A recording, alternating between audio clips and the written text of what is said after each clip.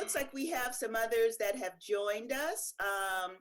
We have Christine on board with us. Good morning, Christine. We have Joanna Smith as well, and I'm so happy to have you all here. And I think it's going to be a really tremendous day. Um, the the principal is not online yet, Miss Benelli. So I'd like to see if we can just wait a moment to make sure she gets online with us. But as I mentioned, I will go ahead and record this today. Um, just just a heads up for Christina and Joanna. Good morning. Can you guys say hello before we get started? Maybe they do like I do sometimes. Oh, I see someone was speaking up there. Let's see. Miss Smith, hello. Good morning. Good morning. How are Good you? morning. Good morning. I kind of woke up feeling under the weather. I had my Pfizer, my second dose vaccine yesterday, and kind of got me sick. Oh my, Uh, yes. I woke up feeling feverish and don't feel too well. I Uh, understand. Well, today I'm not going to put you to too much work, so I do understand it. I remember Miss Benelli was not feeling well. She had had her second dose as well the last time. mhm. So, and today we will only be on together for 2 hours. So I hope you're able to make it through, and I pray that you feel better. Yeah, thank you. You're welcome. So while we have the team, um, we have a couple of newcomers. We have our speakers. Of course, you know Michelle. You're very familiar with working with Michelle. And then we have Miss Calder, and we I call her Lisa, but she has an official name of Elizabeth Calder. And then we have Miss Felicia Bell, and Christine, they're going to introduce themselves in a moment, but I'd like for you to maybe take a moment to share your, your position and just introduction, self-introduction, if you don't mind. Good morning, everybody. Good Good morning. morning. Yes, How good are morning. you? We're great. I That's haven't had my second dose yet. oh, I did. Yeah. I did. So yeah, but I'm doing great, and I'm looking forward to this morning. And I welcome you all to join us. And I work with kindergarten. I have 10 students, and then this is my first year at Cove and working online with GoToMeeting. This is my first year working digital and virtual distance learning is what I'm doing right now. And with pre-K, I also work with pre-K. We have 13 students. So that's what I do at Cove. Very nice. Well, we certainly are happy to have you and your expertise that you do bring to the collaboration together. So I think this will be great news. You'll hear about how we're going to move forward in some more specific areas in catering to your specific needs of pre-K and K. And as we continue, we're going to break our professional development sessions up into block sessions as well, just to be able to be one to practice what I preach. I feel that that's going to be the best approach in us moving forward with the style of training and professional development that we are having too. So I think it'll be really beneficial. So again, welcome, and you'll have some time, Christine, later if you have any questions for our guests as well. I do see that Ms. Benelli is here. Good morning. Welcome. Morning. Can you hear Good me? morning. Hi, welcome. And I get to see the background today. Oh, yeah, that's the school background. I know. I'm so glad that you have that up today because the guests. I think that it'll give them a new perspective of what this looks like. So we've already done just one introduction with Christine, but I'll let our panelists and our speakers. They will introduce themselves. But if you'll take a moment and just share who you are, how, what your role is, and just take a moment or so just to introduce yourself. Okay. Good good morning, everybody. My name is Willeen Benally, and I'm the current head teacher at the school, Cove Day School. And we currently have 47 students, K to 6, and we have a pre-K program that has 14 students in there. We have a home-based program that has 9 families enrolled, and we have adult ed students that are also part of the pre-K. So we have 12 adults enrolled. So Cove is located in a little isolated area, basically a cove. And we have another neighboring school that's about 15 miles from here, and that serves students K to 8. But as far as being at Cove, we do have a small staff. We have 10, including myself, and it's a multi-grade school. So currently our classes are pre-K and K, they're together, first through third, and fourth through sixth. That's how we have it here. And right now, all our teachers mainly telework. I think over 90% of our, now I can say 90% of our teachers have received their second vaccine. So with that, we're able to increase the day to when the teachers could come on to campus. And we are in a remote area. We do the best we can virtually as far as virtual learning.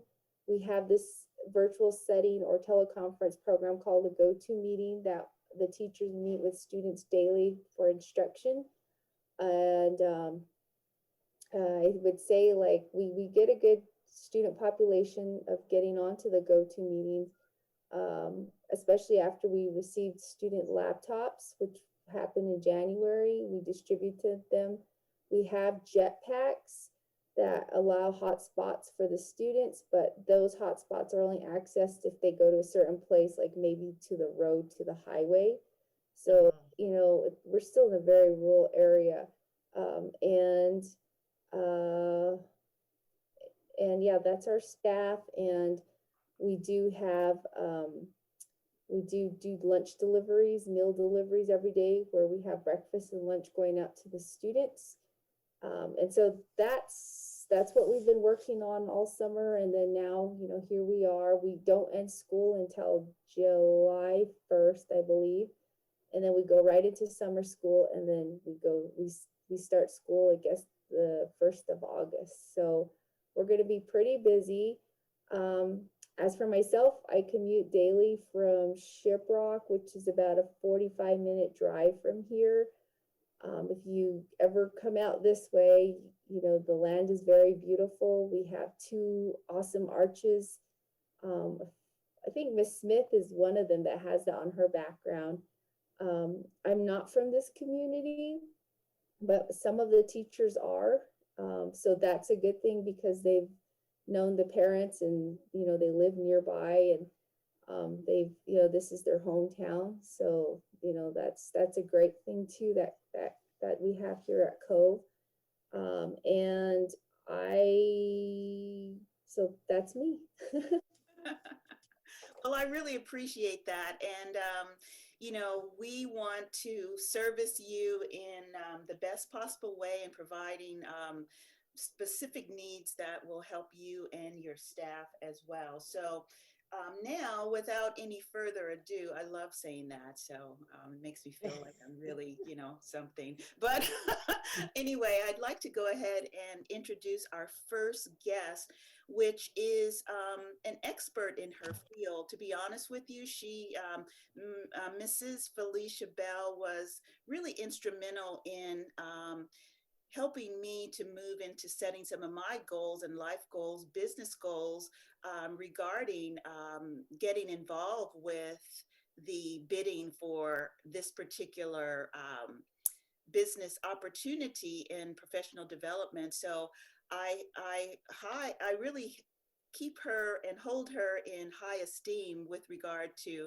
her knowledge of setting goals and being able to help individuals stay on track with their goals, whether they be life goals, educational goals. So I thought it would be really apropos to have her speak to you. And also, she's very willing to get involved with the adult education along with Mark and having maybe some input with how to better develop life skills within that community. So Felicia, my dear, I'd like to go ahead and turn it over to you, and thank you so much for being here with us so early in the morning. Thank you, Kim. That was very nice, and I appreciate the opportunity to come here. What I am going to kind of share with you today is the life skill and dealing with finances and understanding basically how money works. As Kim said, I have a background in helping small businesses and helping individuals, create their business desires and understanding where they're to apply their solutions to where people have problems. And basically, this presentation is going to kind of touch on the same concept of how to apply basic knowledge of how money works to our everyday lifestyles and then throughout our lives when things change and how we can just make small adjustments. So I'm going to get ready to share my screen.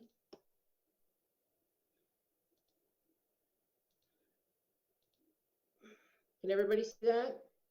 Yes, perfect. Okay, great. So I'm just going to kind of let you know that this presentation is going to be based on this book, How Money Works, and I can provide copies to the faculty and the team, and Kim can just let me know who to send them to, and I can get that done. Okay, so I want to thank you guys for letting me be a part of this today. And if you have any questions at the end of the presentation, I'm here to be that vessel of knowledge. Okay, so again, the presentation is going to be based on the book, How Money Works, Stop Being a Sucker. And sadly enough, the word sucker kind of means, it's not a nice word. But reality is that what we're trying to do is take some of the information that the wealthy use and just apply it. Doesn't matter how much money you have. A lot of people think that some of the things that they need to do, they have to start off already rich. And really what we're just trying to do is provide people with basic skill sets, life skill sets that they can use throughout their life that really follow what the wealthy do. They get this information from their expensive broker dealers and things like that. And really the concepts are very simple. And, Benjamin Franklin said, investment in knowledge is really the best interest. So when we use the word sucker, the bottom line is that there's so many people in this country who are what we consider financially illiterate. And because of that, it's the #1 economic crisis in the world, okay? And so what we're trying to do is get people to understand what financial literacy is, and then and which is what we're trying to do here, and then share. It's sort of like I tell you, you tell me, and we just kind of share the information. Because it does suck not knowing it, right? It sucks up your time, it sucks up your freedom, and it sucks up your income. And there was a study that was recently shown that said the average person loses $1,700 a year not knowing how much money works. So, and that's people just not knowing how to do some basic things. So I'm going to give you some numbers, but these are all pre-pandemic numbers. So sadly, these numbers are really worse. But really, at the end of the day, there's 5 billion people in the world that are suffering from financial literacy. And 30% of those people that means there's only 30% of these people in this country are financially literate. And when you think about what that really means is in some of these numbers, 44% of the people couldn't cover a $400 emergency. 43 aren't paying on their student loans. The average credit card debt is like $10,000, and 33% of adults don't have retirement savings. This is a sad situation that we're in, and we're trying to share the knowledge to help you with life skills to better prepare yourself. And again, these numbers are pre-pandemic. These numbers obviously got worse during the pandemic, and they're still going to be a little bit bad until we kind of get out of it.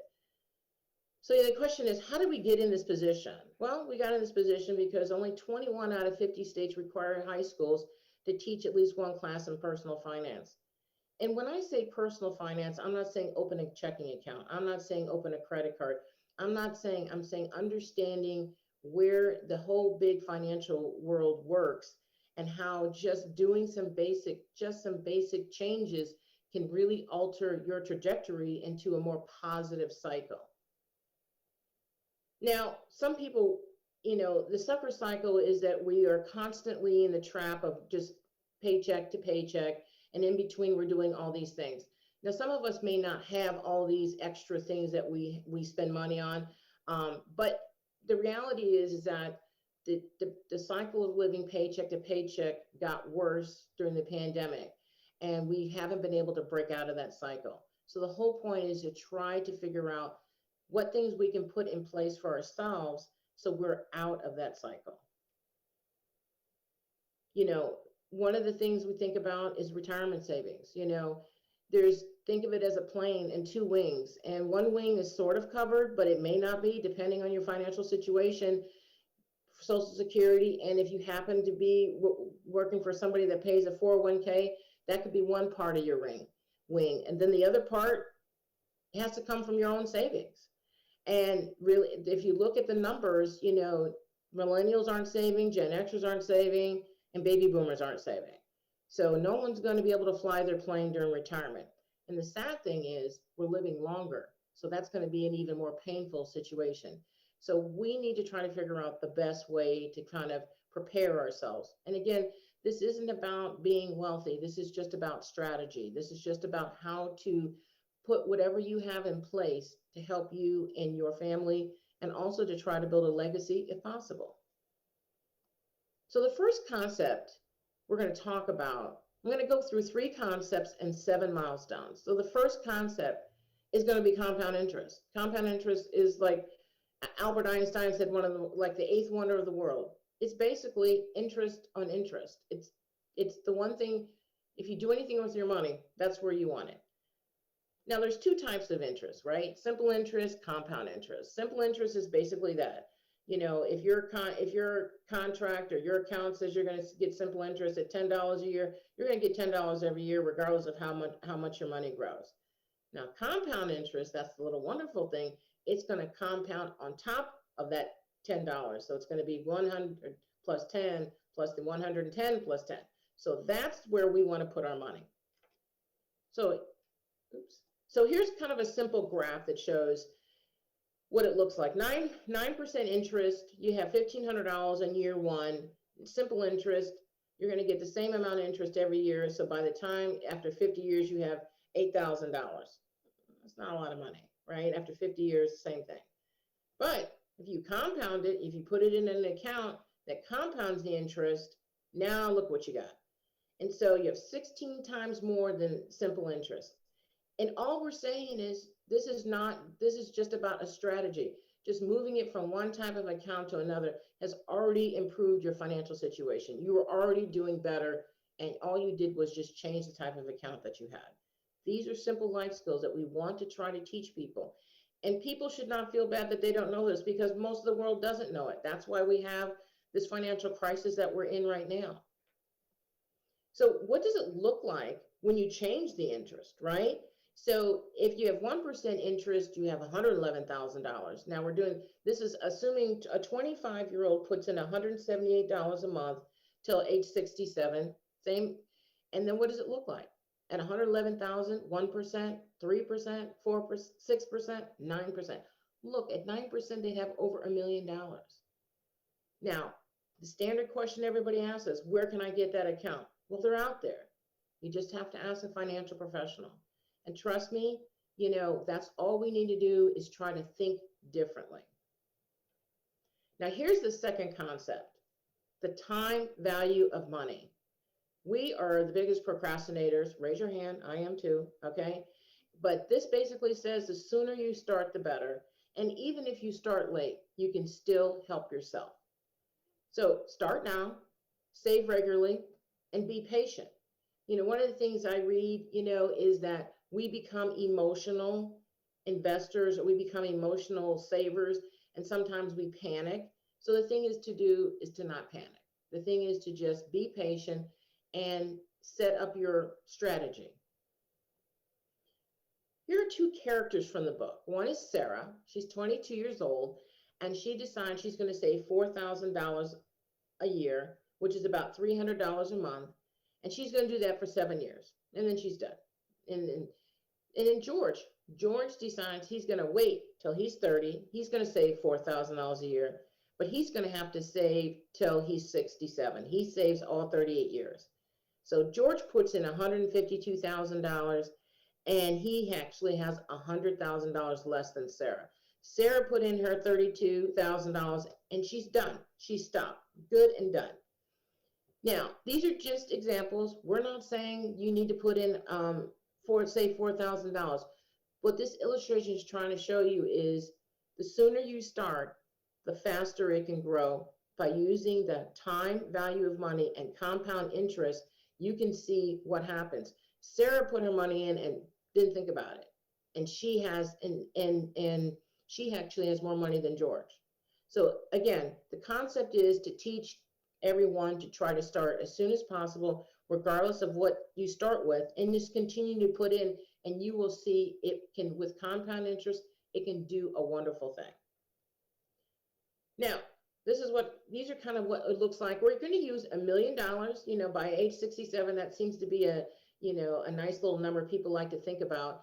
And if you started at 20 years old, okay, we're using a 9% interest account. If you started at 20, you know, you have to have 113. If you started at 30, you'd start, it more than doubles. It's going to cost you 282. And if you started at 45, it would cost you $1,200 a month to try to save to get to that $1 million goal. Again, time value of money, compound interest. These are two fabulous things.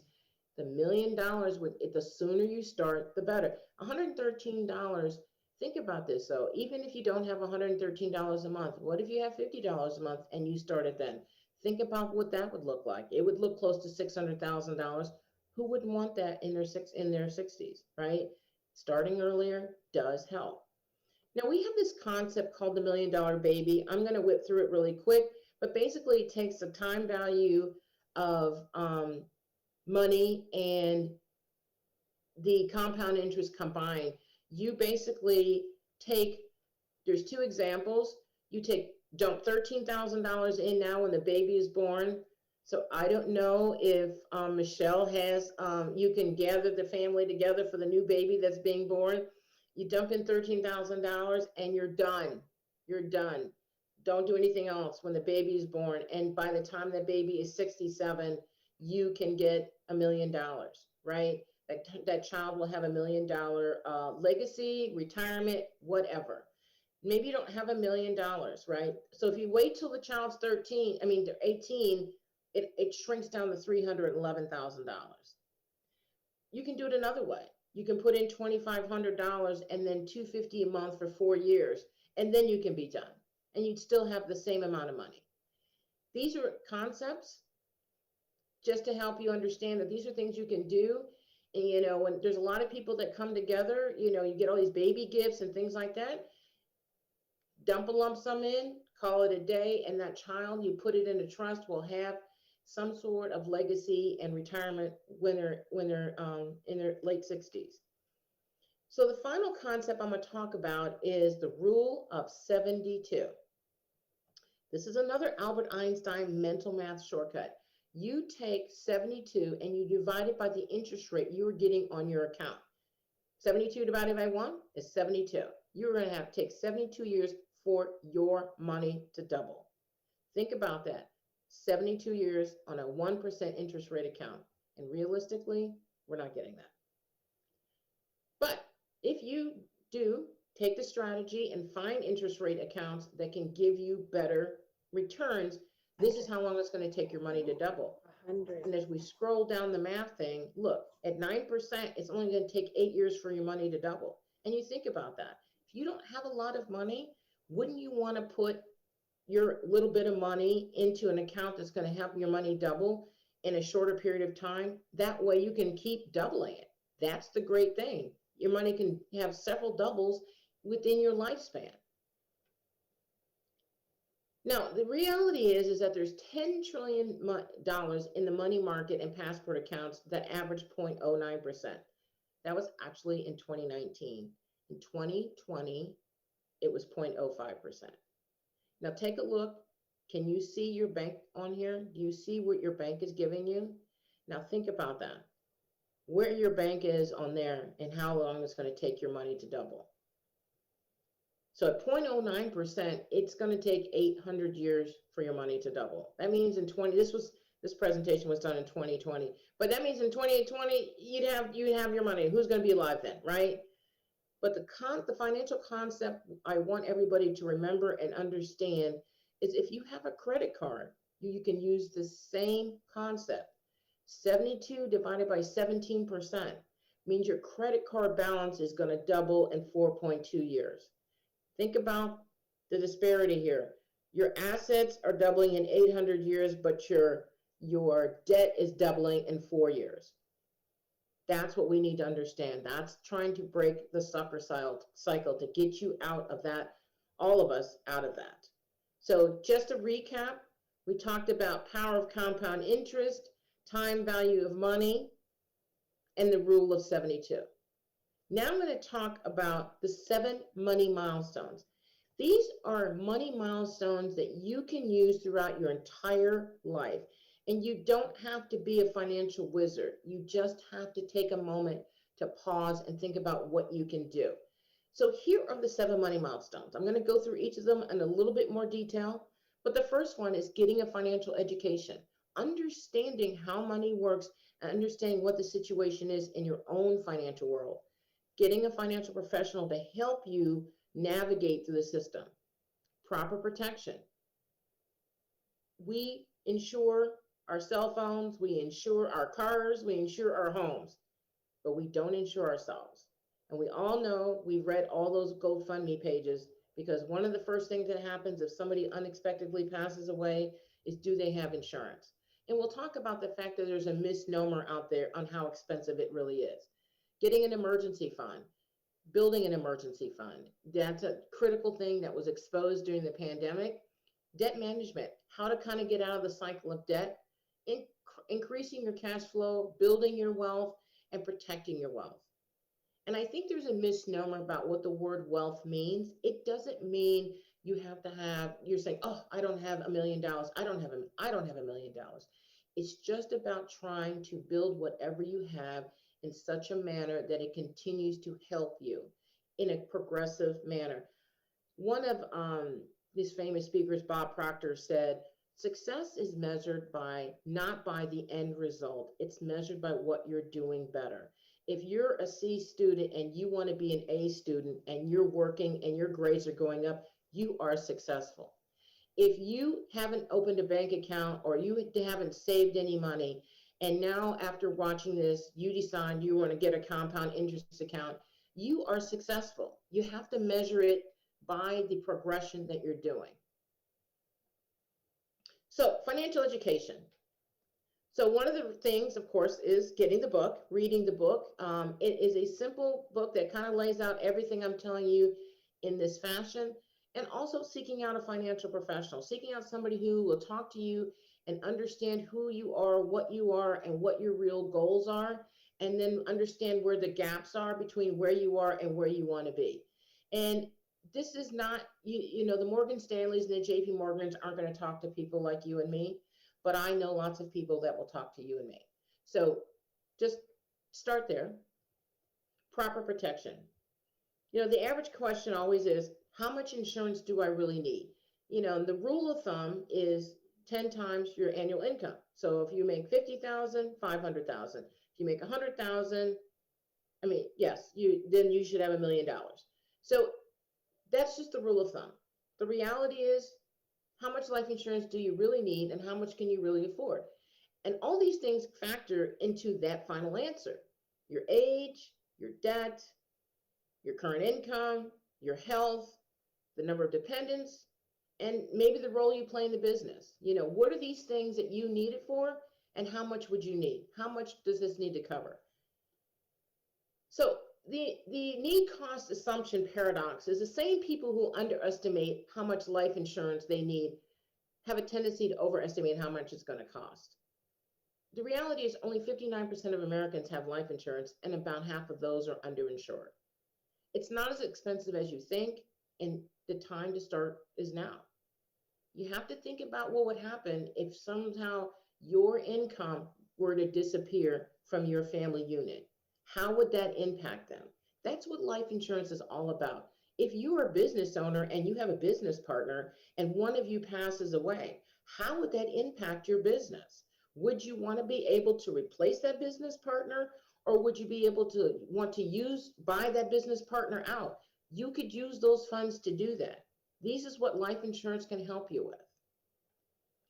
Now, there's all kinds of information out there about life insurance, but here's the thing. There's only two: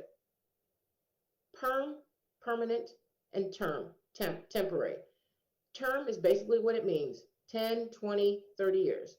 Its sole objective workhorse thing that it does, it's a death benefit. That's why it's also the cheapest form of life insurance. Because if you happen to live past the 30-year term, the insurance company is done with your relationship and you're still alive. So term is definitely the cheapest, but it also can serve the purpose. Again, if you're in a business or your income is taken away, this is definitely the way to go. Now, most term policies will allow you to convert to perm. But when we go back to the time value of money, the earlier you start, the cheaper it is. When you are in your 20s and 30s and 40s, it's going to be a whole lot cheaper than when you're in your 50s and 60s.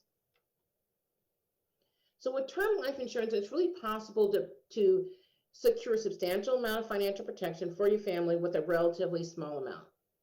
Because when you have to think about the things that are drawing on your income, you're raising children, you might owe a mortgage, you might be paying for college, you might be running a company. So this is where term really works best. So this is where you want to try to get the coverage now when you have these financial obligations. So what happens when the term ends? There's really only two things. You don't need it anymore, you're good. You still need it. Get with your financial professional to see what benefits you have in your term policies. Some of them have guaranteed so that you can renew it. Now, be clear that when you renew it at the later age, it might be a little bit more expensive because now you're older. If you bought a 30-year term and you bought it in your 30s, now you're 60 and you want to renew it, it's going to be more expensive. So that's why it would make more sense if you think you're still going to need it, and maybe to start off with perm in the very beginning. So permanent life insurance, I like to say it works for you and them, because it works for you while you're still alive, and it works for them after you pass away, because there's the death benefit. It still has that. Permanent life insurance has really three fabulous things. It has the death benefit of the term. It has what we call a long-term care rider, optional rider that you can put on it, and it builds cash value. It also has premium flexibility. So if for some reason you have some budget changes and you have cash value in your permanent life insurance policy, you can use that cash value to cover your premiums. So during the pandemic, when there was a lot of job shifting, a lot of budget readjusting, a lot of reassessment of people's lives, this is what, if they had a permanent life insurance policy with a cash value, they could have done a couple things. They could have pulled the cash value out, or they could also use the money to pay the premium on the cash value to keep the policy alive. And here's another pretty nice little nugget of information. The average cash value interest rate is between 7 to 12% on a permanent life insurance policy. So we go back to my previous screens about those wonderful things of your money doubling. That's where you can get that. So what other benefits can you do with your cash value? Well, it provides tax-free growth, it's creditor-free, it doesn't have market risk, and it provides tax-free income. And so if for some reason you're in a situation where they're garnishing your checks or garnishing your bank accounts, they can't touch the cash value in your permanent life insurance policy. Some people use it to, maybe buy a new car, maybe they want to take a vacation, maybe they want to fund a wedding, and maybe they just want to use it as their supplemental retirement savings. You can do whatever you want. It's your money. And Uncle Sam can't touch it. Long-term care insurance. This is the other type of insurance we all have to think about. It's an ugly situation, but it's a reality. 70% of us are going to need it, and only 8% of us have it. And there's a misnomer that only old people need long-term care insurance, and really 37% of the people who have it are under the age of 65. The long-term care insurance provides you sort of a cushion, because the reality is, you're going to drain your savings if you don't have the proper protection in place and something catastrophic happens and you need the care. The reality is, if you have to stay in a long-term care facility or get long-term care for more than a year, statistics show you have it for at least 4 years. I won't go through the table, but really, this can suck up any savings people have, or can be daunting that they don't have it. And it's hard, when you have somebody or a loved one and you're trying to take care of them. And people are doing it, people are trying, they're quitting their jobs, or taking care of their parents, or taking care of their grandparents. But the problem is that they've now left their income stream for themselves to do this for these ailing people, and now they're stuck compromising their future.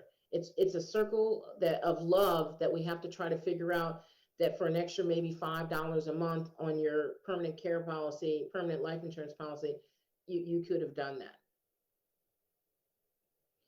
So which long-term care insurance option should you purchase? There's two. There's a traditional one where it's basically like a term policy. You just strictly buy long-term care, and it's a use it or lose it. So if you never ever need long-term care, those premiums just go away. Or just like I was just talking about it before, you just add it as a rider to your permanent life insurance policy. And basically, if you don't use it, it just becomes the added benefit, death benefit, when you pass away to your beneficiaries. Think about that. So other living benefits you can possibly add to your permanent life insurance policy, this is why I love this policy, is critical illness and chronic illness. Critical illness, heart attack, stroke, cancer. Chronic illness, ALS, diabetes, Alzheimer's. Some carriers allow these riders at no additional cost, and some of them you can add these riders at minimal cost. And basically all that means is, if you have a permanent life insurance policy and you get sick with any of these diseases and you have these riders on it, it allows you to accelerate that benefit and draw from that money while you're still alive. Basically, like I said, the permanent life insurance policy helps you and them. It helps you if something happens to you, and it helps them when you pass away. Emergency fund. The rule of thumb in emergency fund is really that you should try to save 3 to 6 months of your annual income. It's hard to do. And it's not, my guide here is not to sit there and say if you're making $50,000, you should dump $25,000 in an account right now. And because you don't have $25,000 lying around, that you don't have an emergency fund. No, the concept of building emergency fund is just that, building an emergency fund. Set aside an account that can be easily liquidated and just start putting money into it. And just start don't spend it, don't use it, don't do anything. That is your emergency fund. And then when you need your emergency fund, there's 2 rules about an emergency fund. Don't use it unless it's an emergency, and use it when you do have an emergency, and then replenish it when things happen. And emergencies are your emergencies, right? Somebody gets sick, you have to take off work, your income goes down. Something happens to your car, something happens to your an appliance, These are your emergencies. You understand what an emergency is. And then if use the money and then just go back to your savings plan to put it back. Some people use it as maybe kind of a get out of my job fund, right? Build their income so they can get out of the funky job that they have, and they build enough cushion so they can start their own business, follow their passion. Whatever it is, this is what we advise people to do. And because people didn't have that, when you're living paycheck to paycheck and you have an emergency fund, it's not as stressful. If you're living paycheck to paycheck and you don't have an emergency fund, you don't have a net. So try to find a way to start to build a net. It doesn't have to be all at once. Start at $5 a day, $5 a month. It doesn't matter. Just start. Debt management. The average American has $28,000, almost $29,000 in personal debt, not including their mortgages. And over half Americans have anxiety over this. Now, interesting fact, in 2020, there was the record amount of down payments on debt. People were paying down their debt. So they were taking that extra unemployment insurance and taking that extra stimulus check and paying down some of their debt, which was fabulous. But if you're in a debt cycle, there are 5 steps to kind of understand what to do. First, know where you are. Write it all down. Pull the Band-Aid off, look at it, scream, cry, take a minute, then do it. Then see if you can put yourself on automatic payments. If you can't, set up your phone or set up some calendar reminder so you don't make late payments. Target one debt at a time if you have lots of credit card debt.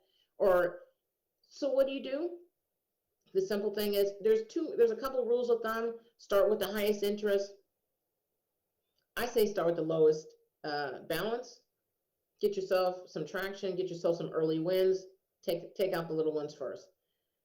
Stop charging and cancel any unused subscriptions. I don't know about some of you, but sometimes you get caught up in the 30 days to cancel, you forget to cancel, and that thing is still rolling around. So think about those types of things and think about how you can. So another fun way to do that is go to, Target or CVS or whatever, and buy a prepaid Visa card. So anytime you think about any of those subscription things, use that Visa card. And it's going to only have a fixed amount, so you won't be able to be hit with rollover subscription things anymore because you've only paid for it once and then you're done.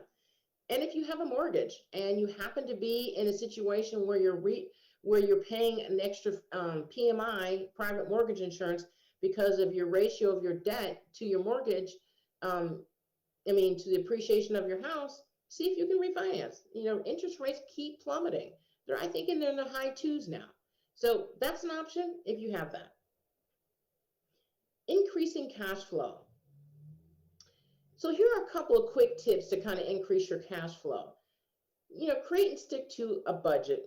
I don't like the word budget because I think of it as like diet, and then I get all willy, like I can't do it. So I say a financial plan, whatever you want to call it, create something and just kind of map out where you think your money's going.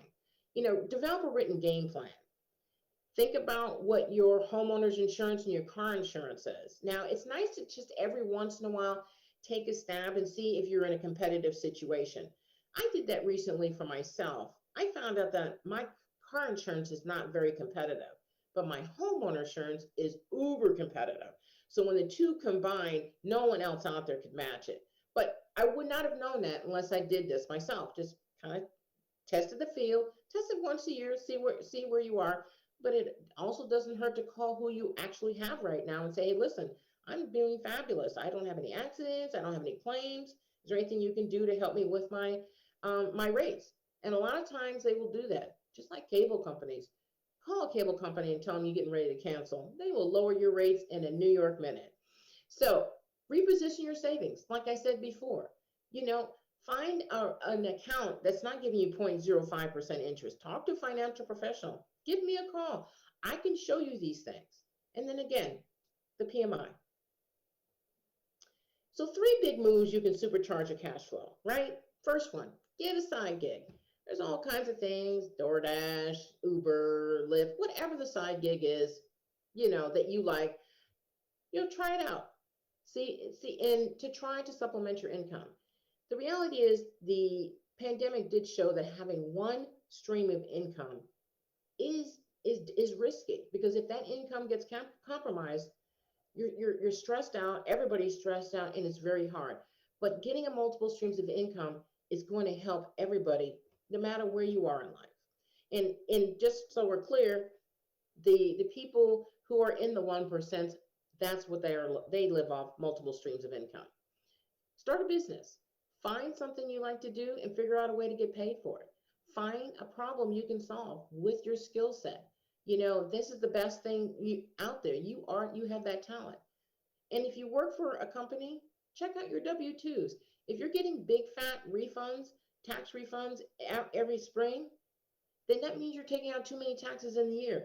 Wouldn't you rather have more of that money as take-home money and be able to put it in a nice compound interest account than have Uncle Sam sit on it for a year? So building wealth. We've kind of gotten 1 through 5 under control. So now what are we going to do?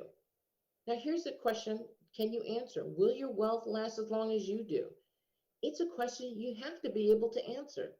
The reality is 63% of Americans feel that they're going to run out of their money in retirement before dying.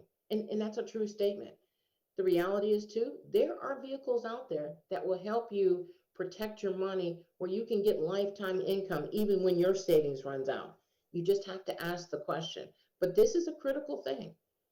As we're living longer with the money that we originally budgeted, will they last us? You think about that. And if you didn't do the long-term care, do you have enough money to cover long-term care and still live to be 95 years old? It's an interesting situation, and we all have to think about that. There are 4 big threats to wealth, building wealth, right? Procrastination, losses, inflation, and taxes. Procrastination is hands down the #1 reason that sabotages our ability to build wealth. Again, wealth being the word that just building something to help us in the later years. And back to the time value of money, the sooner you start, the better off you'll be. The impact of losses. Now, in this scenario, let's say you have $10,000 investment and you have a 50% loss. What is it going to take to get back to that $10,000 investment? It's not going to be a 50% gain. People think it's going to be a 50% gain, but it's not. It's going to be a 100% gain. You know why? Because now you have $5,000 after losing 50%. And if you take 50% of $5,000, that's $2,500. Now you're only up to $7,500. You then have to have a 100% gain to recap those losses. There isn't anything out there that's going to give you a 100% gain. So you have to worry about trying to put your money where your losses are nil or as little as possible. Warren Buffett had 2 rules. Never lose. Rule number 1, don't lose money. Rule number 2, don't forget rule number 1. So when we talk about the strategies, we talk about reducing losses, diversifying your portfolio, and using the right financial vehicles that will protect your money. So here's the other thing that impacts wealth, right? Understanding that financial vehicles are taxed differently, and you can help make your strategic decisions that can pay you down the road, right? So money that you can keep in retirement, money that you have to pay to the government, and money that you want to leave your children. These are things you need to think about because there are tax now, tax never, tax later. Where's your money? And you want to make sure that it's all not sitting out and taxed later. I'll tell you why. Let's look at this slide. The seed versus the harvest. You're a 29-year-old person with $10,000 in savings and a 9% annual return, and that money is going to grow to $250,000 at age 65. Now, if you put that in a 401k or a 403b or a 457 type account, you're going to get taxed on the $250,000. Do you really want that? Or would you rather pay the taxes on the $10,000 and put it in some type of Roth IRA account? It's all about where you want to put your knowledge and where your money and understand where your knowledge is. I like the way that the book kind of goes through the red, yellow, and green. Green being the tax never. And just so we're clear, just a little added note, the cash value in your permanent life insurance policy is not taxable. So these are things you can know, work with a financial professional, and putting your plan together. The final one is protecting your wealth. So we're not Prince or Aretha Franklin, but the bottom line is they didn't protect their wealth. And Prince, he died at 57, and he was not a big fan of streaming music. You couldn't hear Prince on Spotify. But because he didn't have an estate plan, he didn't have a will, Uncle Sam got 35% of his estate right off the top. And his family had to sell his music to Spotify to pay the tax bill. These are things that, again, getting a will, like getting life insurance, is not as expensive as you think, but it can be costly. Getting an estate plan is not that difficult.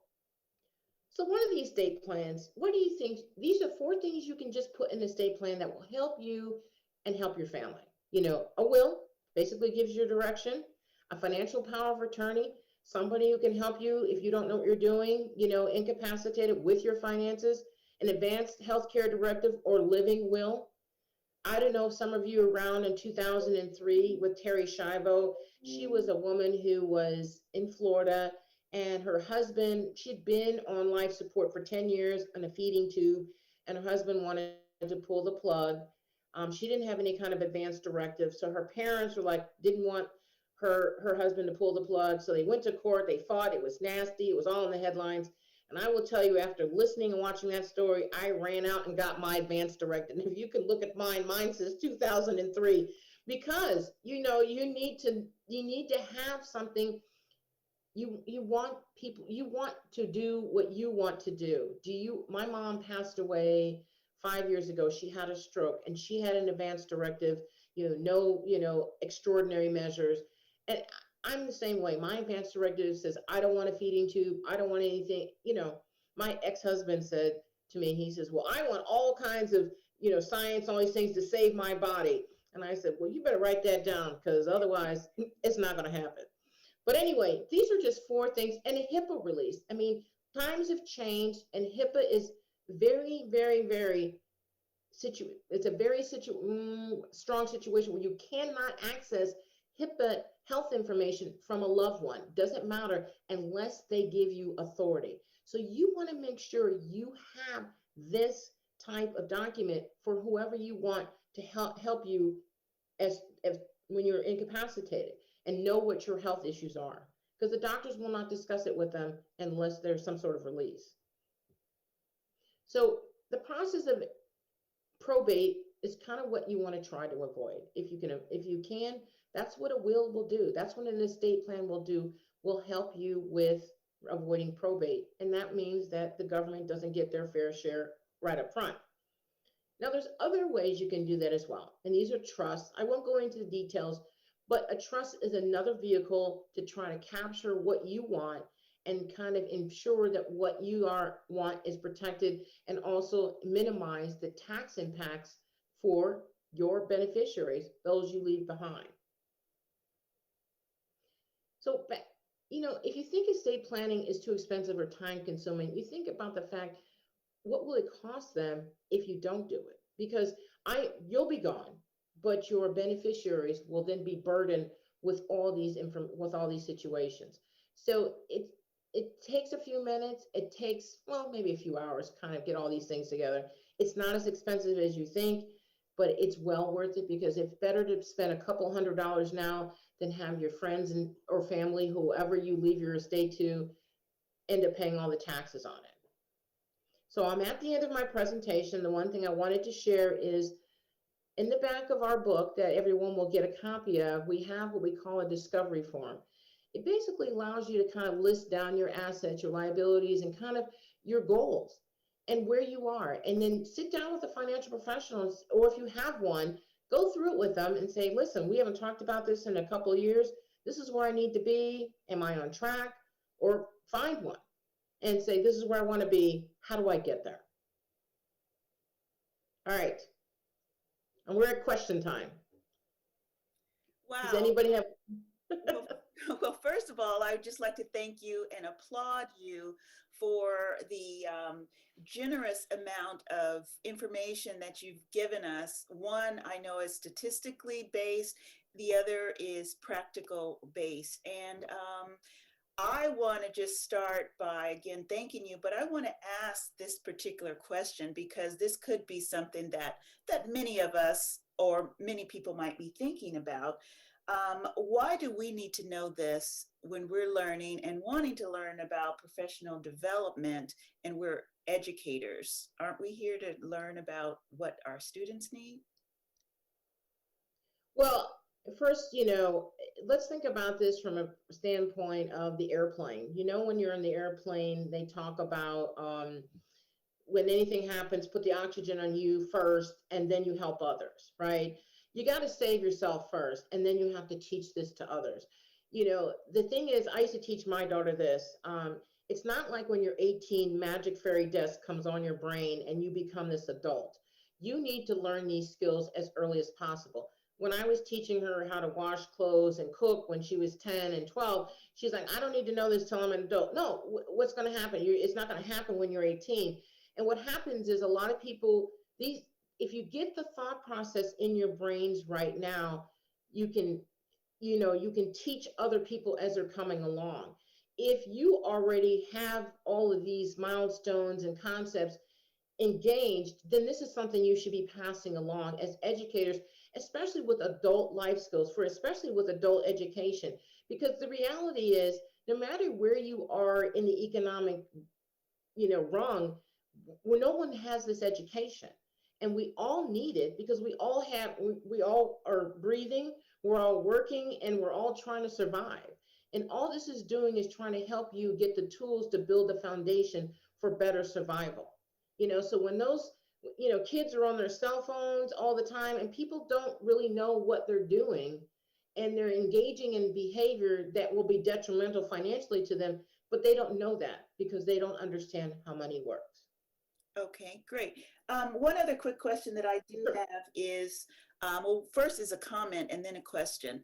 I was obviously, I am a woman, I am a minority, and I know the reality of inner city and the amount of poverty that does still take place throughout our country and other countries. So, why and how do we break this cycle of poverty? How can we bring and introduce this into the classroom? Just a couple of simple tips, maybe. Well, Kim, the sad thing is that this is true. I do a presentation on the state of Black of America in financial literacy, and any statistics I showed you today, it is worse, right? And so the only thing I can say is it really has to be one person at a time. We just have to continue to try to feed the education process, and so that it can flow to each person.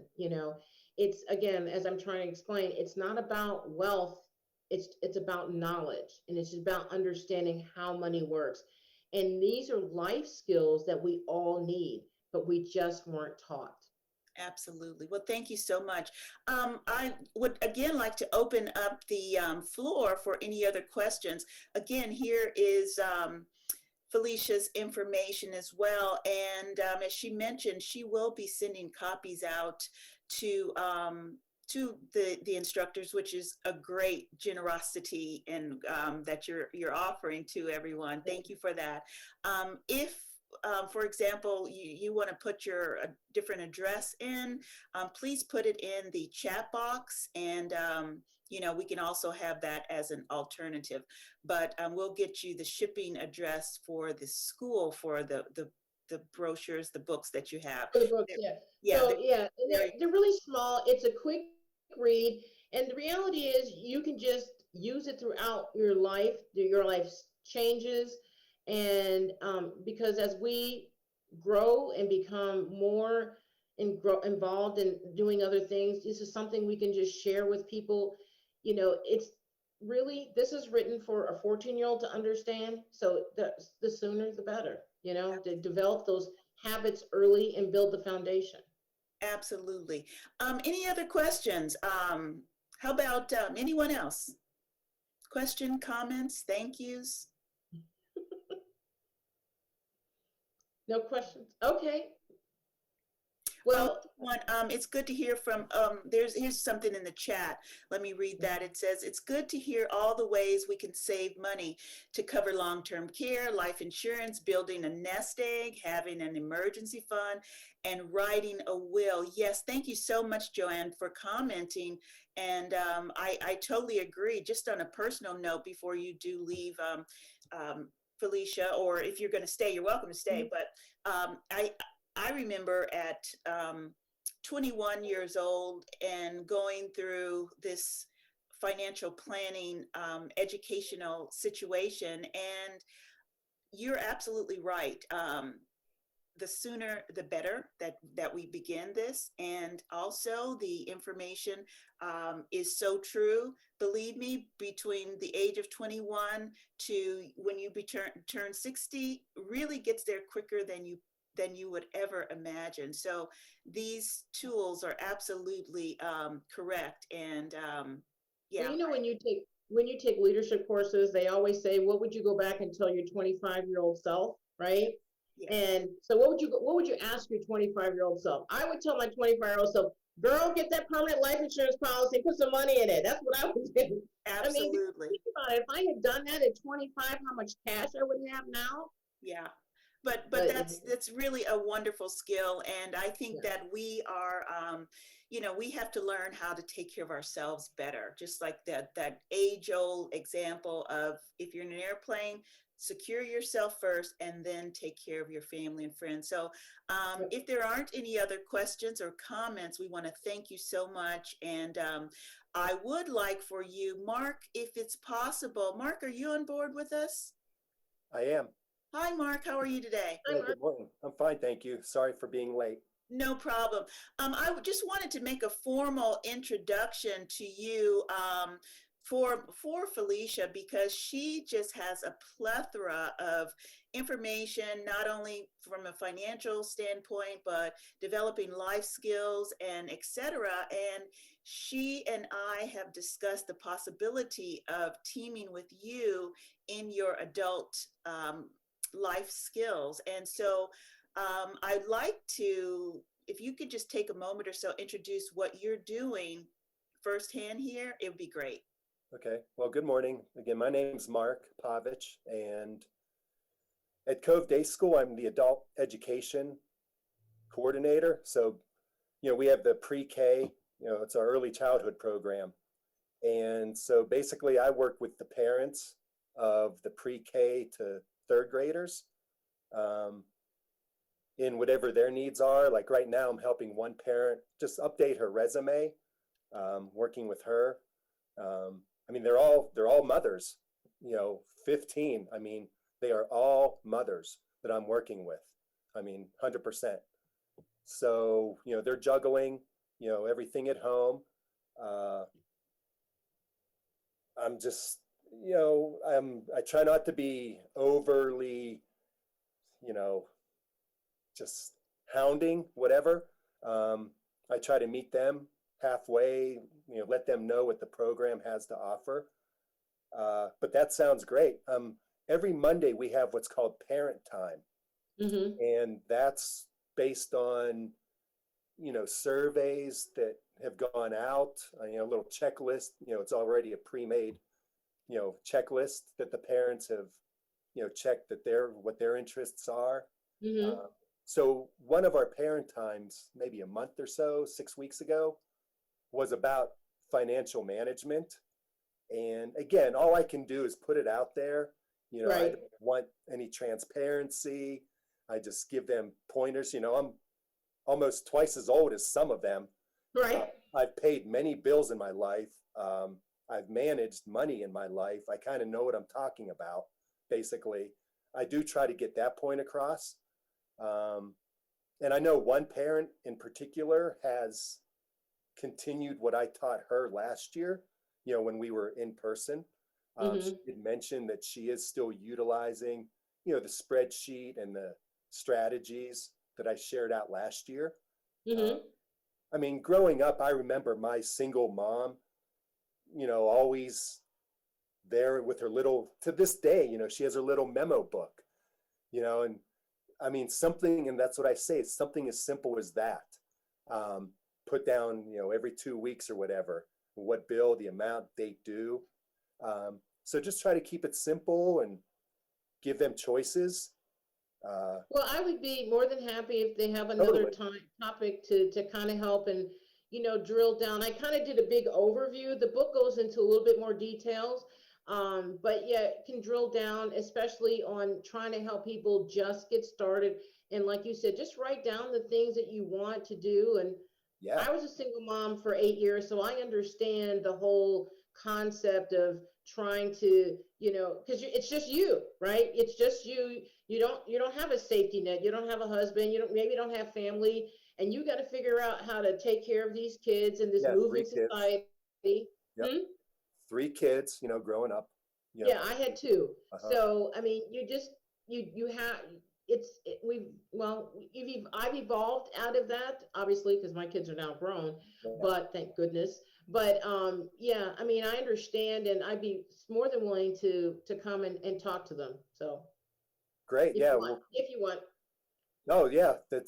I mean, because one of my responsibilities as the adult ed teacher is to bring in presenters. Okay. So let's do it. All right. I appreciate it. So thank you both for that. And hopefully, now we'll be able to focus specifically on your needs, Mark, as an educator, because I know what we've been doing is a lot of general information that we've been presenting and kind of setting the framework of all of the entities that are required in what we need to better prepare ourselves. So, Mark, if you want to put your information quickly in the chat, and so that, maybe even a phone number if you want, and, we can all establish maybe a plan over the next several weeks of meeting and putting together certain topics that we will specifically address on your Monday class. Okay, so I think it'll be much more effective for you and meeting your needs. Okay. Sounds good. Well, how about I do this?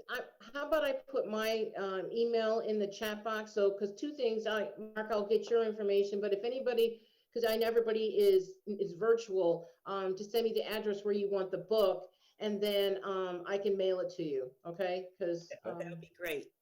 Yeah. So everyone, just if you don't mind, of course, put your information in. It's all private. We won't abuse any of your information, but we really do appreciate you again. So I'll give you a hand, clap, clap, clap. Now you guys remember how you can clap on your reactions on the bottom right-hand corner. Give some thumbs up and some clapping and some love to Felicia. She has really, shared from the heart some real issues. So thank you again. So, thank you guys. Okay, thank you. So you're welcome to stay on board. We're going to now introduce one of my other favorite professionals in the education field to you, and this is Miss Calder, and we so appreciate you coming on board. So we're going to go ahead and move forward. If you need to take a break, I hope, this is a short time today and we have a lot to cover. So if you need to step away, that's no problem, but I really want to go ahead and get underway and introducing this new element that I feel that is quite important for us to shed light on, actually. So first, I'm just go ahead and share my screen, and so we can get started with a little bit more of a realistic situation of how we will move forward in the issues that we face. I think about it as the them and the us. always, I think when we're dealing with diversity, that is something specifically that is that's always at the forefront. So what we're doing, of course, our special guest today was Miss Felicia Bell, Mrs., and then Elizabeth Lisa Calder. And what we are doing specifically, just as a reminder, we want to make sure we are addressing what constitutes effective professional development. Sometimes it doesn't always make sense because we're trying to set this platform. So first, professional development should be content focused. And so we've set the form and the framework for that over the past several weeks. I feel that it's very necessary to engage in incorporating active learning as well, where we've done some of this with regard to some of the workshops that we're working on. Professional development also has to be supported with collaboration. We have to do the work. Teachers can sometimes be the worst students, and we have to, if we really look at it deep in the heart, we are sometimes the worst students. We have to be that example in doing what is needed and follow through. Professional development must use models of effective practice. And so that's what we're establishing. When you're establishing a model, it is a work in progress, and it must be tested and proven to be successful over time based on research and by the experts. Professional development should provide coaching and expert support. And finally, professional development must offer feedback and reflection, and how we can sustain this over the duration. So now we're moving a little bit into looking into these issues more specifically within multicultural education. And that's where I'm digging deep and bringing in specific specialists. And of course, Lisa, we'd like to introduce you to the format and platform. And can you first start by introducing yourself? Well, good morning, everybody. My name's Elizabeth Calder. Known as Lisa all my life. So that's where Lisa comes from. Everyone's like, well, your name's Elizabeth. But yeah, Lisa is what I've known by. I'm born and raised in Prince Rupert, BC. And I'm Tsimshian and Nishka. I'm the first one to graduate in my family. The first one to get a university degree, first one to get a second university degree, and the first one to move away from home. So there's a lot of firsts. First one to leave the country. I worked over in China for 4 years. So a lot of firsts in my family. First one to have 6 kids. So I have 6 kids of my own, 3 girls, 3 boys. Big space age between all of them. I went to school with all of them. And I've learned a lot. I struggled with reading. And so when I don't know how in the world I got to grade 11, but I got to grade 11. Halfway through the year, I quit school. I was out for 6 months. I got into the adult basic education, and this is where I met a wonderful teacher. Her name's Anna Munger, and she taught me how to read. Taught me how to read well. She taught me how to write. So that's where all my writing started. I graduated, and I went off to college. I did my first 2.5 years in business, and found out business wasn't for me. I transferred out of business, got into the education, and this is where everything started for me. So me not learning how to read and write very well, English wasn't my thing, and I ended up getting a degree in English. So getting a degree in English, and almost a minor in history, a few courses short, but it's still, the history is still there. For me, going through my education, I did a lot of research with residential school. Reason why I did a lot of research with residential school is because of my parents. My parents both have gone to residential school, and I needed to understand, you know, the trauma that's embedded in there and still there.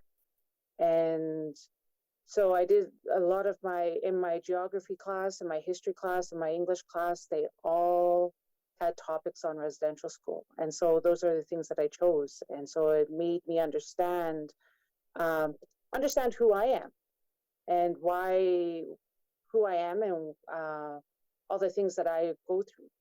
Because being Aboriginal, being female, you know, the minute you walk out the door, there's a lot of strikes against you. And so always battling, like, why, I had to always ask myself, why am I always having to battle? So I got a lot of the information through residential school, understanding residential school a bit more. But it's not until you actually get hands-on that you really understand. So for me, working in China for 4 years opened up my eyes a lot, opened up my view.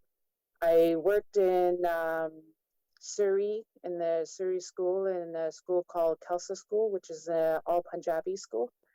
And wow, just seeing the culture just embedded into these kids, it floored me, and it wowed me. And it made me want to think about Aboriginal, you know, me being Aboriginal, I got recruited.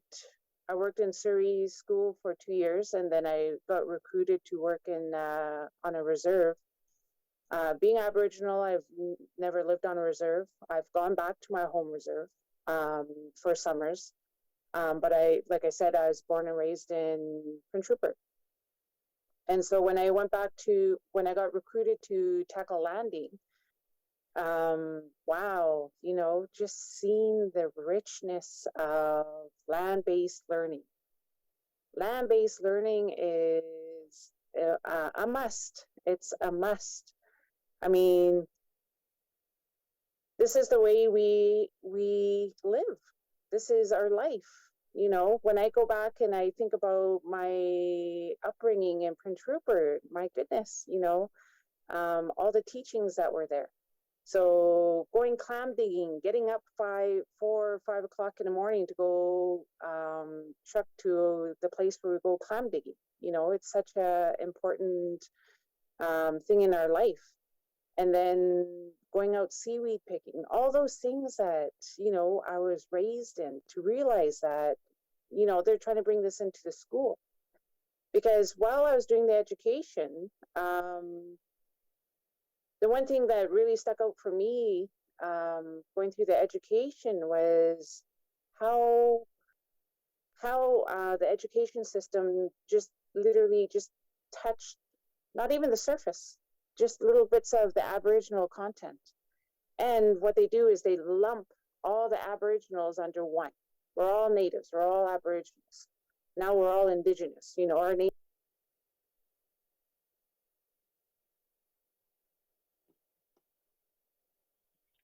You know, and so the identity is something that is, the identity part is something that really needs to be worked on as well, to understanding who we are as people.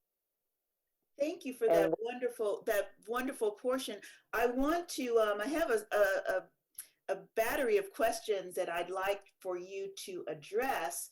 And I just am so proud of you and how you have stretched yourself in various elements of education, not only from a global perspective, but from a practical, need-based situation as well, and incorporated that into the classroom. So I have always been intrigued with project-based learning, and you've mentioned this land-based learning.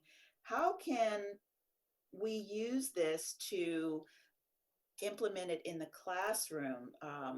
That's one of the questions. And then also, I'd like for you to share a little bit about your um, class level of teaching that you've experienced. I know you have a lot of experience in different levels. So if you could share a little bit of that. Yeah, right now in Canada here, we land-based learning is on its way. Like I said, I worked in tackle landing. A lot of the reserves are definitely on their way with land-based learning, just because that's just way of life. That's just way of life. So when the way we use that in the classroom is to really make sure that the children, right from preschool, I taught preschool in tackle landing, so preschool all the way up to grade 5. So small reserves, small classroom settings, and just being connected with the community. So the first week, I should say, just the first 2 days of just being in tackle landing, the second day that we were there, the class had started, and one of the community members had caught a moose. And so class had stopped. We all went to the place where the person who had caught the moose, and they had already broken it up into pieces and had them hung up. And so we went in and were helping clean it. So we're cleaning all the little furs that were on. I don't know if it's called fur, but helping taking the stuff off the meat. And then once the meat was cleaned, we had to watch and observe on how the meat was divided into pieces, and then divided into pieces. Like, this is a math lesson, a math lesson. How big do you think the moose was? How heavy do you think just one of the legs were? And to portion this, how much do you think each family member is going to get out of this meat? So that's a math lesson. Using the skin, different ways of using the skin. You're given so many square feet of the meters of the skin. So many different things that you can use it for. Some people, like for deer, the deer skin, they clean it. They use it for drum making. They clean it to use for making moccasins, slippers, making. I still have some of the stuff that they had given me there. So using all these things in class. Right now there's students in tackle landing who do 3 a month in, so 1 month out in the doing their hunting. So these are kids from grade 6 to grade 9. So 1 month they're out. They're doing snaring of rabbits. They're doing hunting. They're doing ice fishing, berry picking. They're doing medicines. So they're doing all this stuff and learning how to survive from the land. Yeah. Then once they've done this for a month, then they come back into the classroom, and then do all their stuff in the classroom that needs to be done. Wow. That's fascinating. I love how I'm an advocate of project-based learning as well. So this could also be a form of taking a different topic. As Mark mentioned, it could be an autonomy lesson. It can have so many, you said math lessons. It can have to do with just a plethora of different areas. you can, direct it toward the plant life, the water, etc.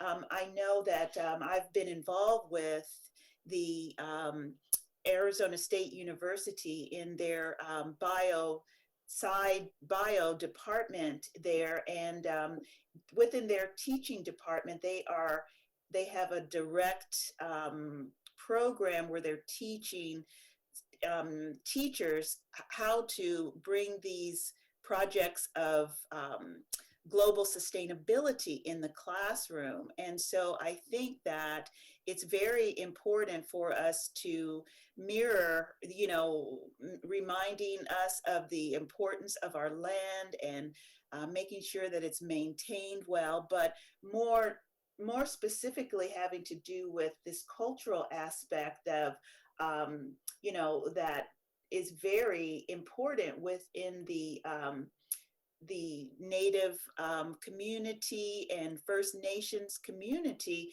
to keep abreast of culture. So can you speak to how that aligns with maybe life skills as well, and teaching and using those in some of the techniques? And again, you mentioned that you worked in kindergarten, pre-K. What about some of the other, you've had some combination classes too, if you can speak on that? Yeah, so for the one thing that I want to really address too is that the one thing that the students are really understanding in the land-based learning is finding out really who they are. Because I know for me, going through school, because of residential school where your identity is taken, not a lot of Aboriginal students know, if they're going to school off reserve, who they are, meaning what clan are they. Like I stressed, I'm Tsimshian, I'm Nishka. My mom is Tsimshian and my dad's Nishka, so this is why I address both, that I am Tsimshian and I am Nishka. I come from the Raven clan, and so not a lot of students know that because it's not an everyday thing that we talk about. And we go to school and we do our schoolwork and then we go back home. And a lot of the parents don't know, because for me, I was a young mom. I had my first child at 19, and so. But with me, my parents have always talked about, Tsimshian and Nishka. And so really understanding who you are and bringing all this land-based learning into the classroom. Wow. The first thing that's always talked about is that you have to clear your mind. You have to clear your mind of all negative thoughts. You have to think positive thoughts, because all this energy is going into everything that you're doing. From berry picking, let me use berry picking for an example. We go out soapberry picking. Every time you're picking those berries, you're thinking of positive thoughts because you're putting all those energies into picking those berries. Because once you have those berries and however you preserve them, you are going to be passing those on to somebody else as a gift. So everything that goes into that berries has to be positive. So the children are definitely being taught on so many different levels of how their body works, how their mind works, how their body works, how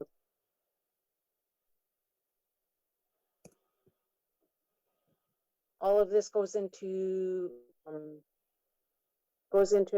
everything that you do on land-based learning. And so that in itself is a teaching on health. You have to be healthy. You have to make sure you're getting your 8-9 hours sleep. You have to make sure that you're eating, drinking all the right foods that's going to keep you strong and keep your mind strong. Exercising is a must, because you need to go, hike that 20-minute walk to go and get to where the berries are, to go and get where you're snaring your rabbits. You need muscles to get all those things in place. So the children are definitely being taught how to really focus on themselves. Whereas uh, a school, a public school, those things are addressed. But in the classrooms, you're sitting there and you're listening to the teacher, you're sitting there, you're listening to the lessons, and then depending on if you're moving around, um, you're sorry, depending on what it is that you're doing, there's so the dynamics of just land-based learning is like I get so excited. I get so excited when we're doing all these projects because, right from snaring rabbits, all the kids from grade 3 to 5, like they're just so excited. They're getting their gear on and they're just, okay, before they leave the classroom, okay, let's make an estimate. How many rabbits do you think are out there? Do you think we set up 10 rabbit snares? How many do you think we've caught? So everyone's giving their estimate. Oh, I think we caught one. Oh, I think all 10 are filled, so the kids are definitely thinking and engaged because, they got hands-on. They got hands-on and they're once they go out there, they did catch one. So there was one rabbit that was caught. What is the rabbit used for? How is it processed? So they're going through the process of getting this rabbit, already. And of course, we get somebody in, one of the elders come in and they show us exactly what needs to be done. I have all these pictures and I do apologize. I did a presentation, slide thingy, but it got lost in the mix. But I have so many pictures of us doing land-based learning and seeing the kids of just how excited they were, getting these things done. Lisa, I'm going to interrupt you just a moment because there's a couple of questions that have been brought to the chat. And the first one, it says, seems as though materialism is not a priority. And without that emphasis, family needs to rise to the top. For example, home economics, and with regard to the indigenous way. The next portion is land-based learning similar to project-based learning we hear about in the States? Okay. Can you address any of that for us? So home economics. So meaning can that be a correlation with a style of land-based learning? Or Mark, Yeah. this is your question. If you'd like to. I just find this really interesting, and I mean, very respectful too. When I say home economics, this is here in the States. That is, or was, an emphasis. Yeah. Probably middle school, high school here in the States. Where you learn to cook and, basically you learn budgeting. I mean, it's how to become a well-rounded person. It's not just cooking, but home ec is home, how to take care of the home and everything that's involved. Right. I'm just curious.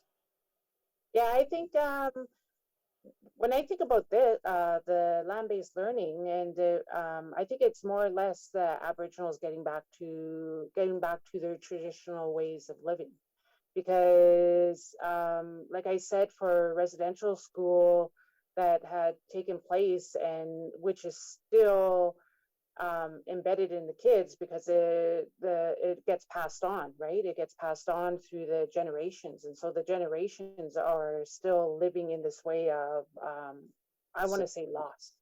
So I call myself a residential school syndrome, because I'm a syndrome of my parents who had gone to residential school, who had trauma, that had that was done to them. And so for me, being the first one to go to school and just trying to make sense of everything, right? And so when I look at land-based learning is basically getting Aboriginal people back to their culture, back to their land, back to the things that they've done. And with them bringing it into the school. Yes, I see a hand. This reminds me too. Hello. Go ahead. I just wanted to say that I really like what you're doing. I applaud you, and we do need to get a lot of our Native children back into our culture. You know, I'm a Navajo, and just recently we did one on simply just learning about.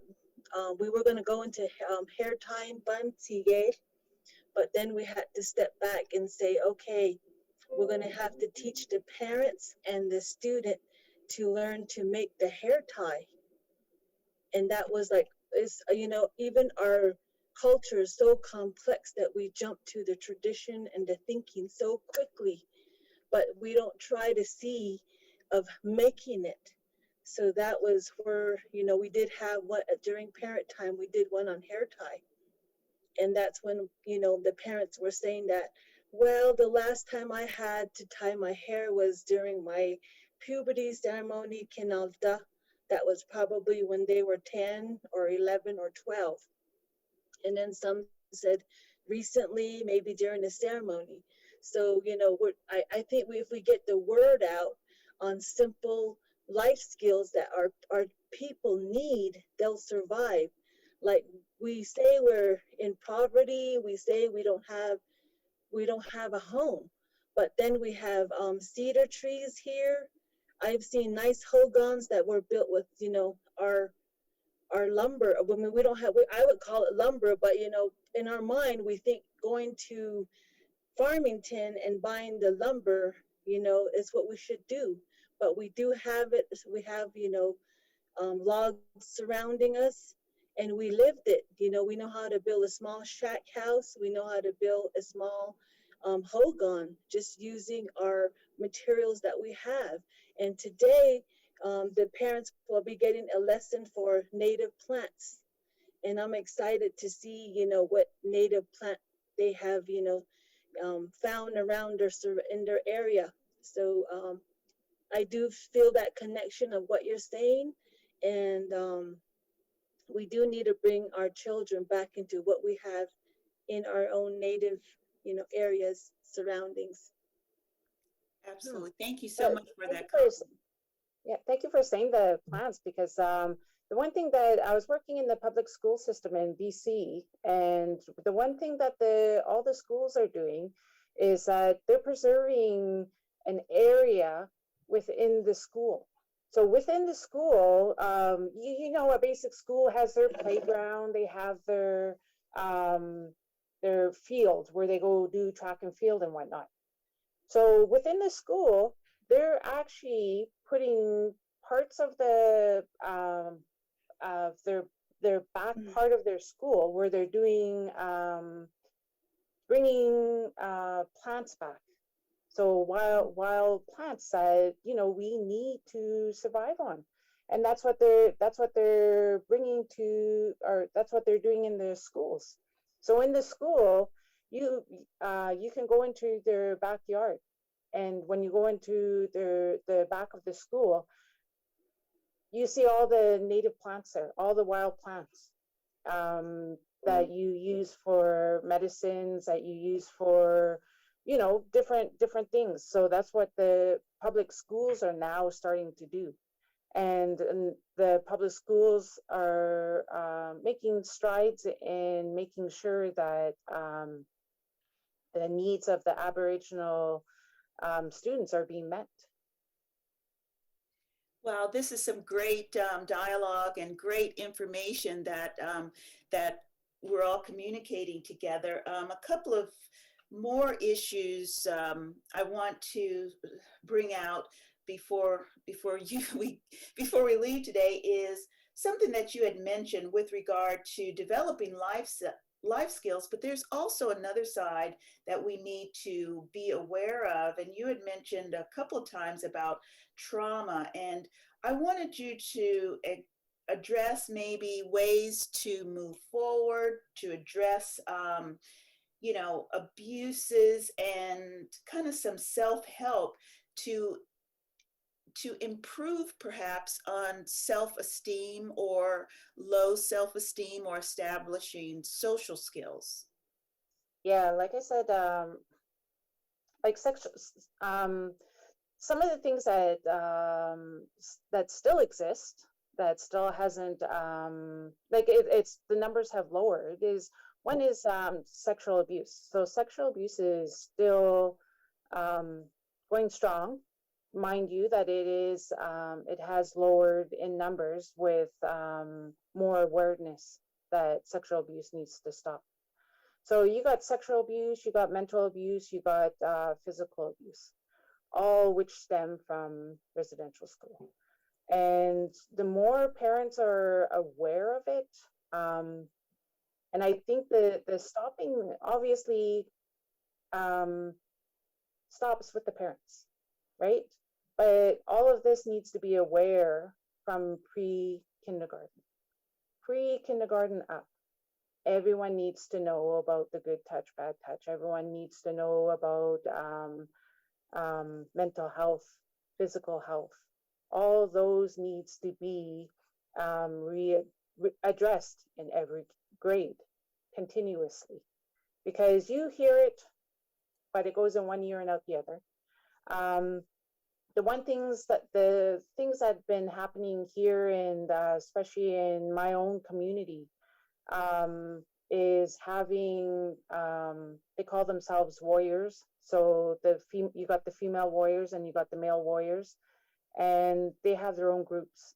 So they have, it's almost like talking circles, similar, where the one night, say Monday night, they have all the males come in together. So the males would come in and then they will have workshops, and they would have presenters come in. So the presenters would come in and they would talk about, okay, we're going to talk about trauma.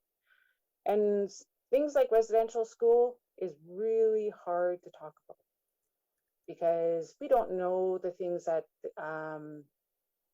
students who are now parents, what they have gone through. And there's people who have witnessed death. There's people who have witnessed sexual abuse, may not have happened to them, but they've seen it to happen to others. They've seen beatings. They've seen so many things. Shaming is one of the big things, and that's something that still goes on. Shaming, the kids go home. We know that these students of ours, my kids, when they come into the classroom, nothing but positivity is fed to them. I'm not saying their parents are bad, but these are things that become almost like the norm. Parents don't know any better if they're not taught differently. So workshops are put in place for the parents to go to understand that, okay, yes, you've been traumatized, and we understand, and how do we fix it? We fix it by getting them into workshops and becoming better parents, because majority of parents are young parents, young as 13 years old, 13-year-old girls having babies. And, if they're having babies at such a young age and not knowing how to live, then they're going to be passing it on more likely to their children. So healthy living is something that's really important to stress, especially at a very young age, preschool. At preschool, they're taught, good touch, bad touch, and then it progresses as they get into adolescence. Once they get into adolescence, and okay, you know what, we need to talk about protection. You're at an adolescent now, you're going to go off and, going to be exploring. So, you know, talking about sexually transmitted diseases, talking about using condoms, just being more positive instead of feeling feeling shame from all that. So finding different positive ways of getting all this stuff addressed to children and I keep stressing at a young age. Just like what was said about the hair, you know, braiding your hair, all that can be started at a young age, because once these kids are empowered at a young age, what are they going to do? They're going to go home. Mom, dad, you know, granny, grandpa, auntie, whoever it is at home, they're going to be bringing it home, and they're going to be bringing that energy, that positive, happy energy back. So if it starts with the kids, it's going to keep going with the kids. We can't stop it and say, okay, you know what, we need to educate the parents first. No, we need to start with the kids first. In my view, we need to start with the kids first, because once they get started, they're branching out everywhere. Wherever they go, they're going to a cousin's place. This is what we learned. We went berry picking. We went over here ice fishing, and then that gets the idea into others. Hey, you know what? That sounds so interesting. I would love to go ice fishing with you. Can you show me how? Right? So that gets passed on. So for me, in my view, it starts with the kids. And on the other hand, on the side, the parents definitely have to have workshops that they go to. Like I said, in my reserve, sexual abuse, drug abuse, alcohol, you name it, it was all still there. When it was the females who got together, the female warriors, they got together. They said, okay, you know what, we need to clean up our community. And they started workshops for themselves. They empowered themselves. Then the men got empowered. They changed everything. Alcohol, drugs, no longer allowed in the village. They cleaned it up. Mind you, we're not saying it's 100%, it's so pure and everything, but you know, all that substance abuse, sexual abuse, everything that needed to be addressed was addressed, still being addressed, and still going strong. So everyone's learning from each other. Very good. This is just awesome information. The couple of other things I want us to move into kind of what is on our agenda, but of course we have some other questions as well that you can address as well. But what I want to move into, how do we then establish trust for these kids? That's the one area I want you to talk about, the importance of food, nutrition, and health. That's kind of where we're into right now. We've gone over the financial needs, but these are some of the things that also you and I have discussed and as needed to bring into our situation. So those are the things that I want us to finish up with, but we have a couple of questions here. Let's start going here. Well, Mark is asking again, he's curious about the COVID shots are being delivered and what method are they using throughout their community. Another, and I bet devices are not a priority for many kids. So in that land-based learning, maybe eliminating some of the devices as well. The next information here states, is the teaching connected to educational standards? And then we have Pearl has chimed in as well, asking, feeling safe opens up learning opportunities in classroom with classmates and teachers.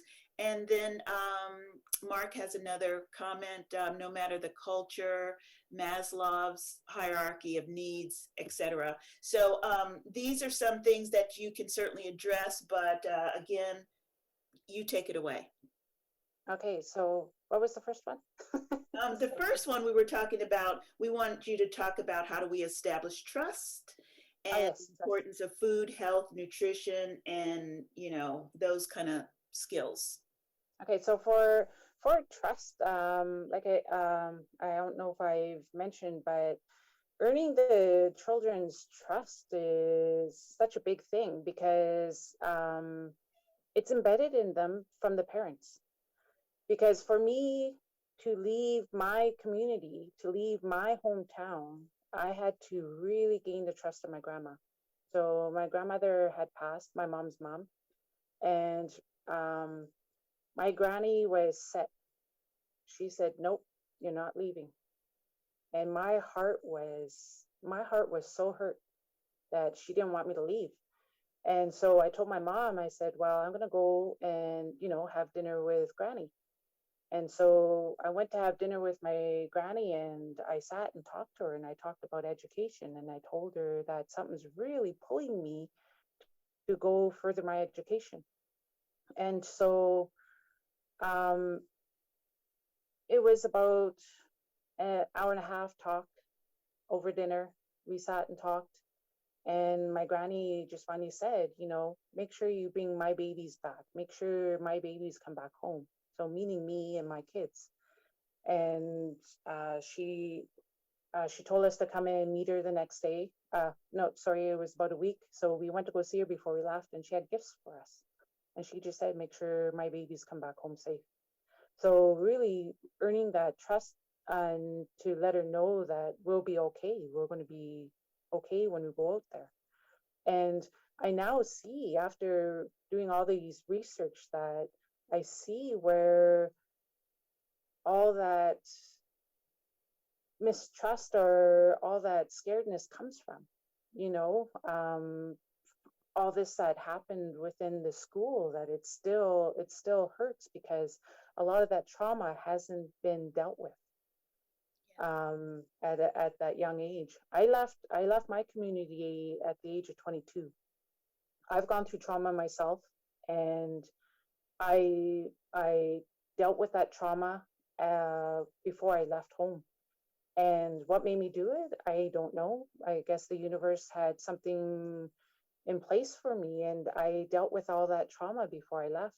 And that made me such a strong person for when I left out of my community to deal with. Instead of dealing with all my trauma, I dealt with that before I left. And then by the time I went out, I was able to focus on just my education and my family.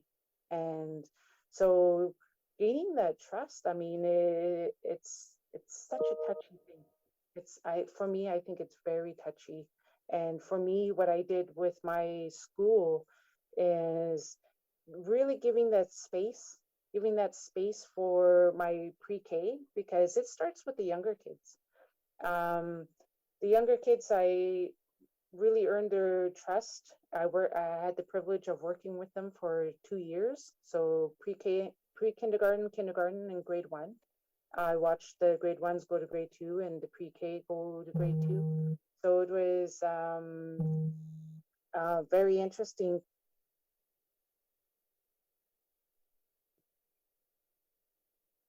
Uh-oh. All right, am I there? Yeah, well, we hear you, but we don't see you.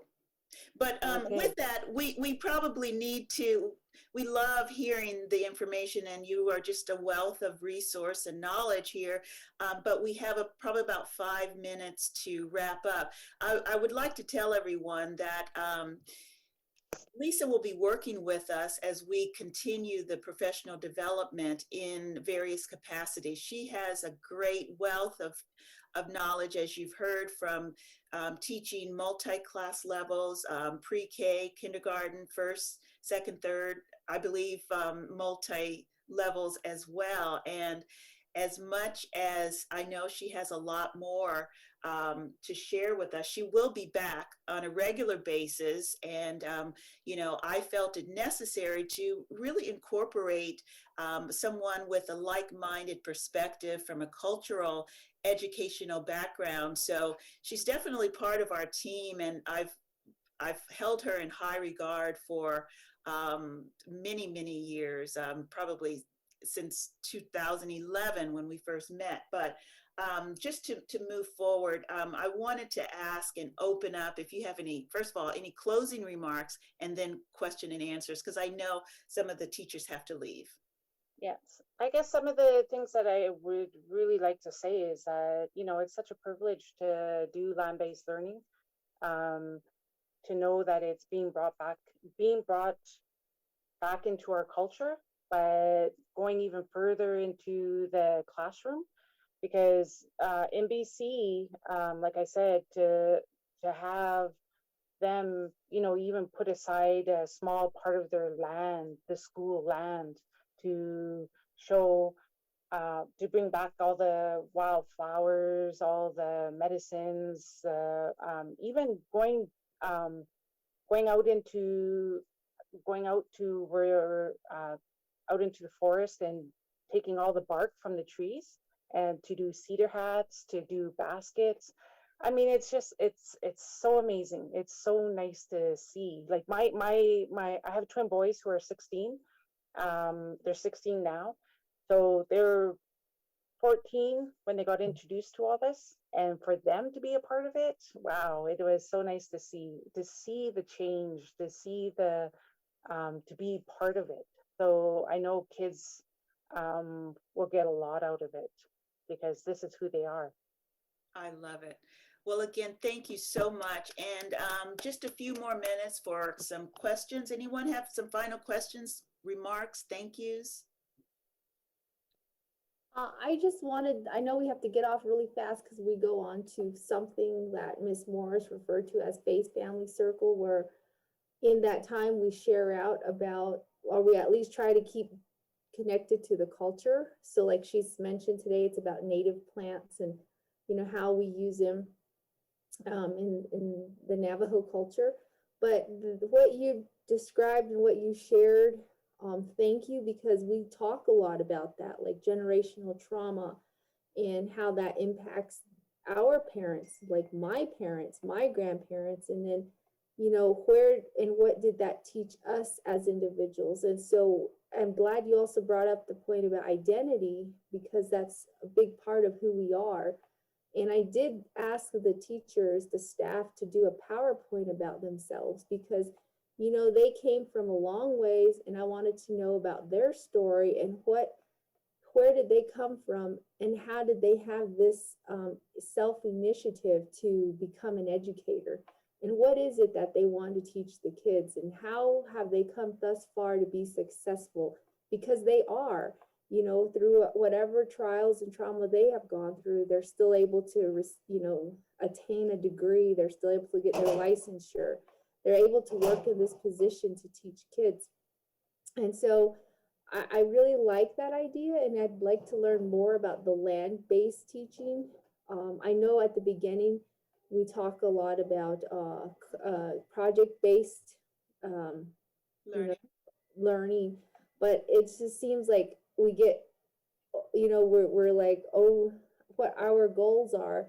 It seems like standards and Common Core, all of that seems to override what we really wanted to implement. And just hearing what you were sharing was like, yes, that's what we want.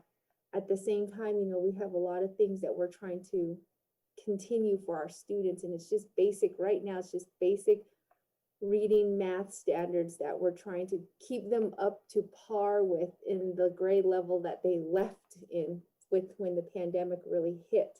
I don't know if that makes sense, but I just wanted to say thank you for sharing your story, and it would be nice to hear more about it. But I know that, we're supposed to be starting another session here at 9, so I'm going to jump off. Yes. But I just say thank you very much for sharing that. And, there's a lot tied to that, and it's very similar with our Navajo culture. And I really enjoy listening to the ways that you have worked in your capacity with what, your background knowledge and what you have to share with the students and to teach them.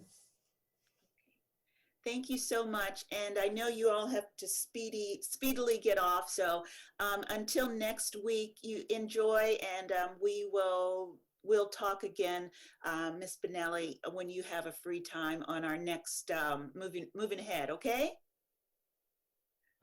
Bye-bye, everyone. See you next time. Hey there, let's see. I know all the teachers are going to leave, but I know for sure that Lisa, this is exactly what we all have envisioned and want want it to occur. So thank you so much for allowing us to get on track and to remain, focused on the needs that we feel that are there. So thank you so much for being here. Bravo to you. And if you don't mind, I'll give you a call back a little later and we can just do a final review so I can let everyone else get offline, okay? Okay, sounds good. All righty, thank you so much again. Michelle, thank you, and we will speak shortly as well, offline. Sure. I just wanted to thank her as well.